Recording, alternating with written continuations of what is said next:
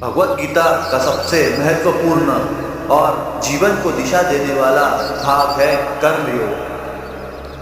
यह उपदेश भगवान श्री कृष्ण ने कुरुक्षेत्र के युद्ध में अर्जुन को उस समय दिया था जब अर्जुन मोह और दुविधा में डूब गया था। उसे समझ नहीं आ रहा था कि अपने ही संबंधियों और गुरुओं के विरुद्ध युद्ध करना सही है या नहीं। तब श्री कृष्ण ने गीता का महान सिद्धांत बताया, कर्मणे वाधिकारस्ते मा फलेषु कदाचन। इसका अर्थ यह है कि तुझे केवल कर्म करने का अधिकार है, उसके फल पर नहीं। तू कभी भी कर्म के फल की इच्छा मत कर और ना ही फल की आशा से कर्म त्याग कर बैठ जा। कर्म योग का अर्थ है कि निष्काम भाव से बिना स्वार्थ और फल की अपेक्षा किए कर्म करना।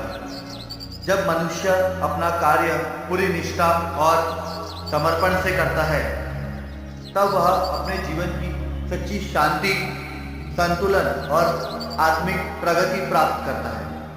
कर्मयोग केवल एक विचार नहीं बल्कि यह जीवन जीने का एक आदर्श मार्ग है जो कि हमें बताता है कि कर्म ही धर्म है और निष्काम कर्म ही मुक्ति का द्वार है।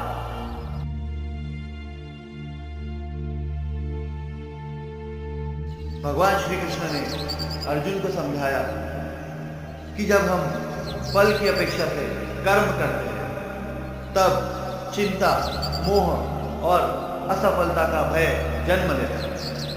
लेकिन जब हम अपने कर्म को ईश्वर प्रेरणा भाव से करते हैं तब वह कर्म योग्य बन जाता है।